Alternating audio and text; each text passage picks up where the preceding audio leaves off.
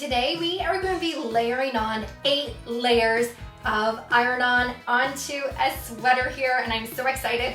I normally do 1, 2, or 3 layers of iron-on when I'm layering project. I normally don't do 8 layers, so this is going to be fun. If you're new here, welcome to Little Craft Nest, and if you're returning, welcome back for another crafting adventure. So the supplies you will need today are, well, you can use a sweatshirt or a t-shirt or whatever blank you want to use. You will need multiple colors of heat transfer vinyl, also known as iron-on. Like I said, I'm doing 8, but if your design only calls for 2 or 3, grab your 2 or 3 different colors of vinyl. I will be cutting the vinyl today on my Cricut maker, but you can use whatever Cricut machine that you have. And I will be pressing the design today with my Cricut EasyPress 3, but you can use whatever heat source you have, whether that's the clamshell press, the Cricut EasyPress Mini, or even a home iron. You'll also need a lint roller and your favorite weeding tools. So let's go over, jump onto Cricut Design Space, and get started. So this is the design I picked out for today's project. I got this one from Design Bundles. If you're interested in this design, I'll leave it linked down below in the description, but you can feel free to use any design you want, whether that's a Cricut Design Space file or one you've created, or maybe one you've imported from another website. And if you like this design, but you don't want the year 1963, you can go ahead and find the year you are looking for. So I'm going to select all these layers here, and I've measured my shirt, and the size I want this design to be is 9.5 inches wide. So undersize at the top, I'm going to change that to 9.5. And you can see there are a number of different layers here. They are all here on the side in the layers panel. So below all these different layers, we actually have a base layer. If I click on that, I can move this. And this is the background of our image. Now you may not want this background if you were putting this on a black shirt, but still, if I was going to put this on a black shirt, I'd still want to cut this black layer out. That's just going to help me line up all these layers so much better than trying to eyeball each and every single piece when we lay it down on the shirt. One thing you'll notice too is I'm not putting all these layers directly on top of each other. So we're not going to have this buildup of all this vinyl on top of the shirt. So the most we're going to have on top of each other is 2 layers, even though we have 8 different colors going on here. Now I've chosen different colors of vinyl that were as close as possible to these colors on the screen. They're not exact by any means, but if you don't like the colors, you can go ahead and say you didn't want this to be this orangey pinky color. You can go up to the top and just change that. Let's say you wanted it red, and you can go ahead and do that. I'm not going to do that because I like the original color. There aren't many changes I want to make. Just one thing I am going to note is the 1963.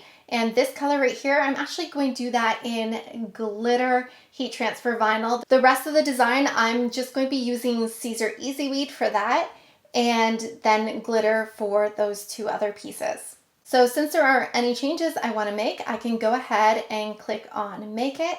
And we're doing this on the mat, confirm.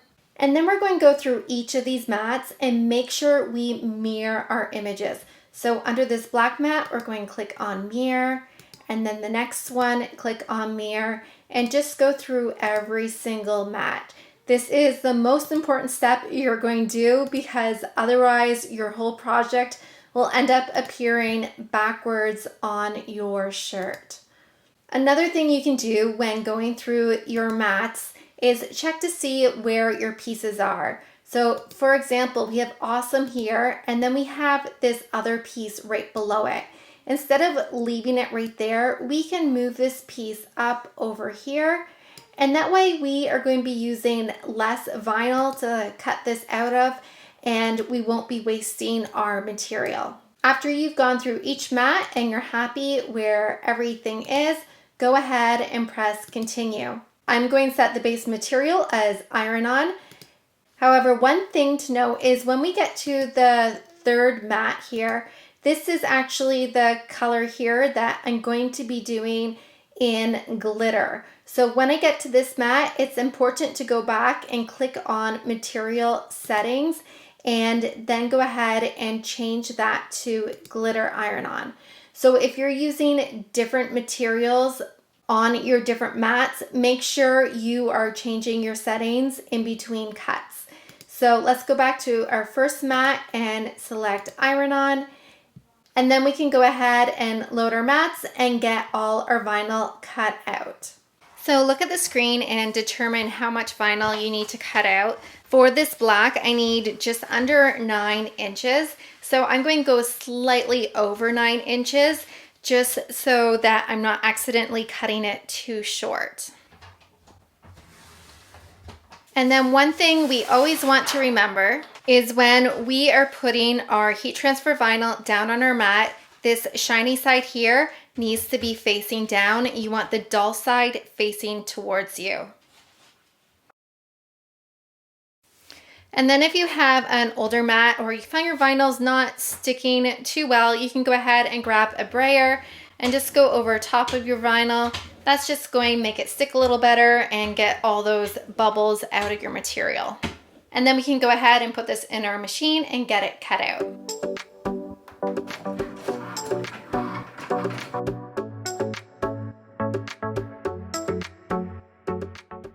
And once all your layers have been cut out, you can begin to weed all these pieces. Something I like to do is keep design space open and open it in the canvas. And then I flip my whole design. So if I forget what pieces need to be weeded, I could easily refer back to my computer screen.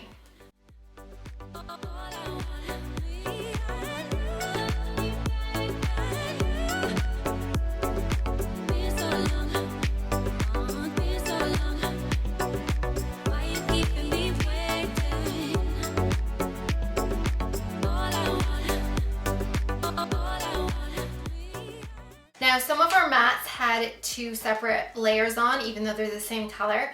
So for example, this awesome piece is one part of our design, but this piece over here is going to be going at the very top of our design. So I'm just going to take my scissors and cut that out. So go through all your different colors that you weeded out and make sure that you have the right pieces separated. So now that we have all our pieces cut out, we're going to kind of try to put them together like a puzzle even before we do any pressing, just to make sure we have all our pieces and we know exactly where they're going. So here's our base piece right here, and it doesn't matter if it sticks to your surface or not, we can just peel that up afterwards. So this piece is going above here, and then we have our number here at the bottom. And I just realized that the number, it actually didn't cut out as one whole number. It's right now it says 3619, and that's definitely not the year I want. So I'm just going to cut this number here in half. And this is why we puzzle it together before we start heating anything up, just to make sure we have it all in the right spot. So our 19 goes here. And you can trim off any excess as well while you're doing this. 1963. Now, if I wanted this to actually cut out as one whole number, 1963, I thought it was already all attached together in Design Space, but it turns out it wasn't. I had to cut the numbers apart. So if you wanted them to cut out exactly like this, you would need to select each of these layers and then click on Attach, and then it would cut out in this formation rather than having to cut the number apart and put it together. So that's just a little side note. So now our dark blue is in between here, and it goes something like this. We can always move that later on. And then let's go with our big layer here. Here is the Awesome. Actually, what I'm going to do is put this Awesome down before I put this blue layer down. And this is exactly why we do this, so we can figure out what layers can go down first and which ones we can do after. So this Awesome will go here. And then let's grab that dark blue layer again. And then we have our next blue color here. So then we have this greenish blue layer here, and it looks like it actually needs to be done in 2 separate pieces. So I'm going to just cut this in half here. So this piece will go at the bottom under Awesome, and then this piece will go on top here. And you can see how this third piece here isn't quite lining up, so I'm going to cut that piece off as well and put that piece on separately. This one needs to go right above the W. All right, for our next piece here, and then we have our brownish piece. I'm starting to see some of those palm trees come through. And then we have our glitter piece. I'm actually going to save this, the original genuine one here. I'm going to save this one for last. Let me set this down here again. And then we got our top piece here. Now this doesn't need to be 100% perfect right now, not until we put it on our shirt, as long as we know generally where everything is going. And I think it's looking pretty good. So I'm going to put this aside and we're going to turn our heat press on and get our shirt ready. All right, so our design is all ready to be put on the shirt, but first we need to prep our shirt and turn on the heat press. I'm going to set my heat press to 155 degrees Celsius or 315 degrees Fahrenheit, because that is the recommended temperature for using a poly cotton base, and that's what I am using today. So if you're using a different type of material, go ahead and check out Cricut's heat press guide, and I'll leave that link down below in the description so you can figure out what temperature setting is the best for you. Or if you're using the Cricut EasyPress 3, you can always go check out the app. Now my iPad is currently dead right now, so I'm not going to be using the app, but you can manually set your heat press.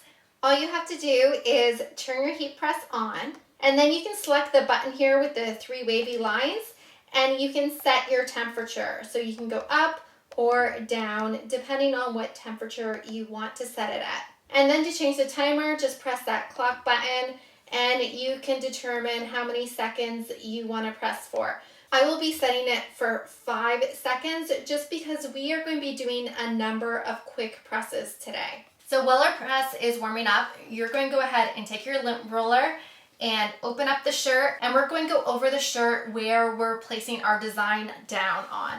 We want to pick up all the lint on our shirt so that we can get the best press possible. And if you feel like you need to go over your shirt a second time because you're picking up a lot of lint, go ahead and do that.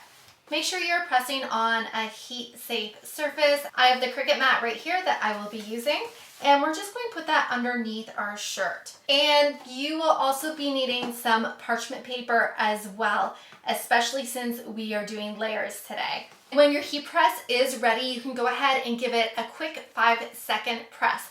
This is going to take any of the moisture out of the shirt so that our vinyl adheres to our shirt really well.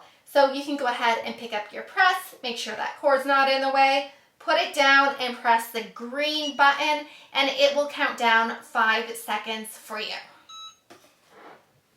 Now, one thing I like to do is find the center of my shirt. So this shirt is kind of cool because we've got this little triangle here at the top, so we know exactly where that center line is, but maybe you don't have that on your shirt. So one thing you can do is take your shirt, fold it in half, find those seam lines and line them up together and place it down on your mat.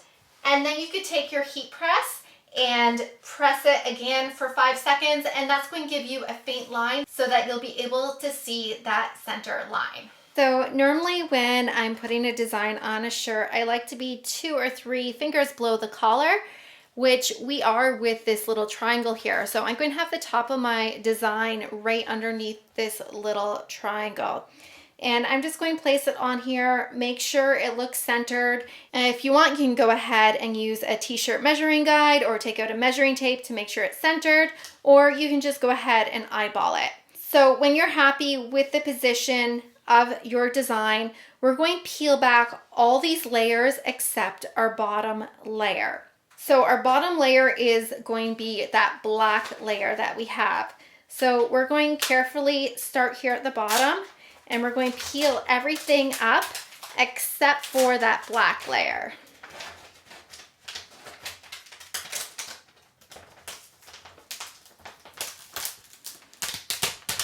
And then that layer should be in the perfect spot. Now, normally if I was doing this, let's say I just had one layer of vinyl that I was doing, I would do firm pressure on this for about 30 seconds.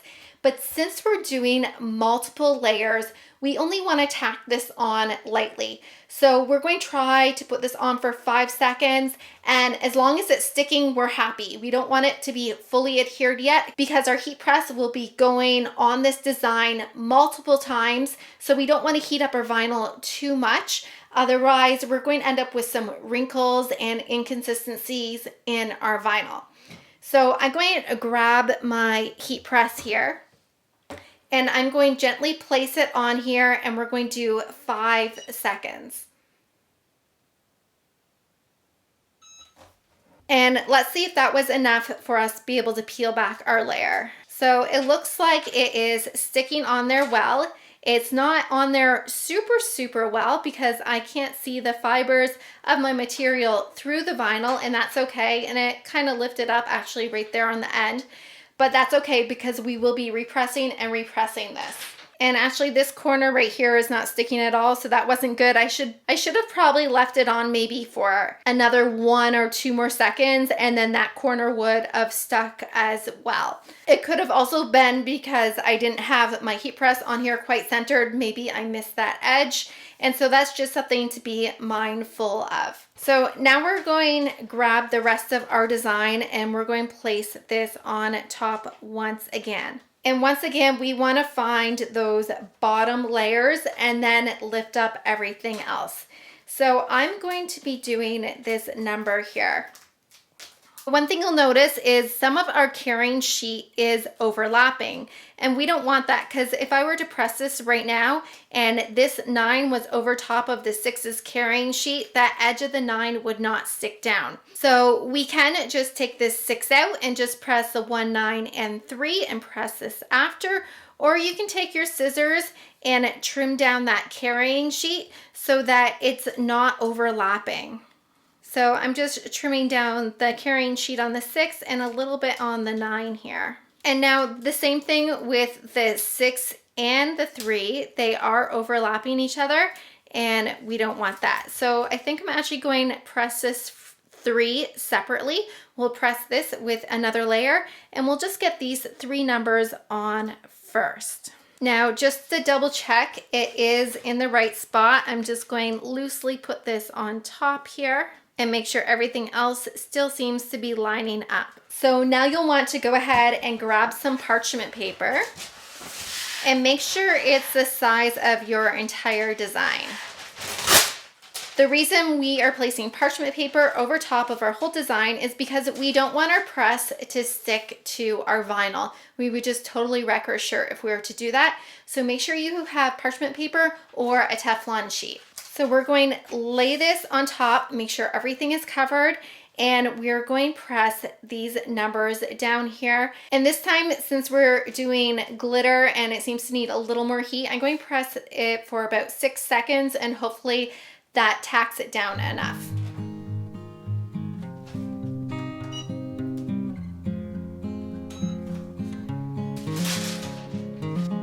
And it looks like our glitter is sticking on there quite well.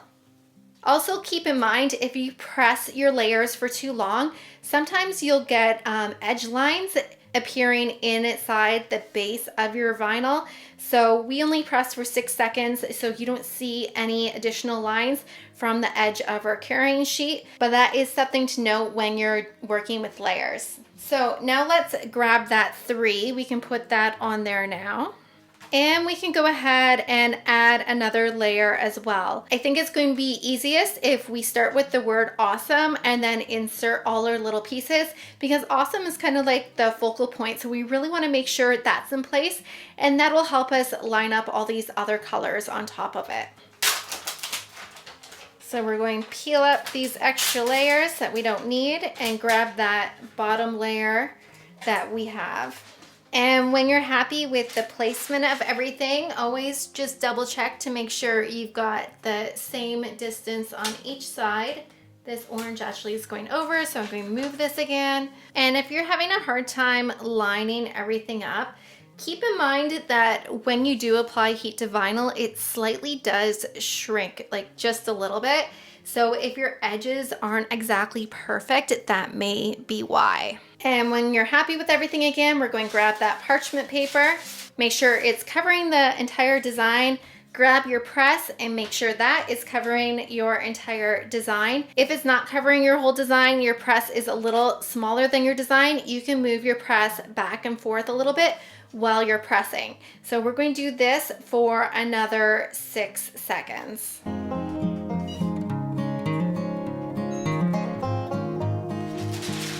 And this time it looks like it didn't quite tack on, I didn't get that edge corner, so I'm just going to do it for a few more seconds again.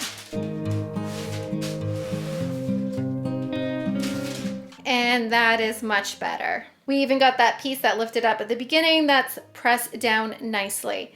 But as you can see, I did press longer, so I got a bit of a line there from my carrying sheet, but that's okay because that will eventually come out. All right, let's do the next few layers. So as long as the layers aren't touching each other and overlapping, you can put more than one layer down at a time. So I'm going to do this dark blue layer at the very bottom, and then we'll do another layer. We're not going to do the layer right next to it, but we could do another layer up from it. So here is our blue layer here. So that piece goes there. And then I'm not going to do this light blue here because that will overlap my bottom piece and I don't want to make any mistakes there. But what I think I'll do is do this middle blue color. So again, this piece is going over top of that piece. So I'm just going to trim some of this carrying sheet down and then I can place this down right here. And then we got these pieces here. These two, again, are overlapping. So I'm going to peel those apart. I'm going to cut that and place this here. All right, so let's give this a press.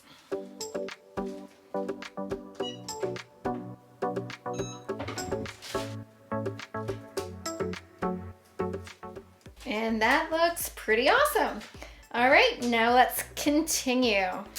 So now we can put that other blue piece down that I skipped, but we can also put the blue piece here above awesome. So we can do that as well. And just to make sure you're getting your spacing still right, you can quickly just put your other pieces on top to make sure it still all makes sense and that you're going to have enough space for the rest of the design. Okay, a few more layers to go here.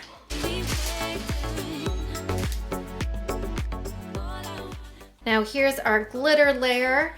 I just want to make sure this top piece is going to fit on here right before I press it. And that looks pretty good. So we can go ahead and press that glitter piece on.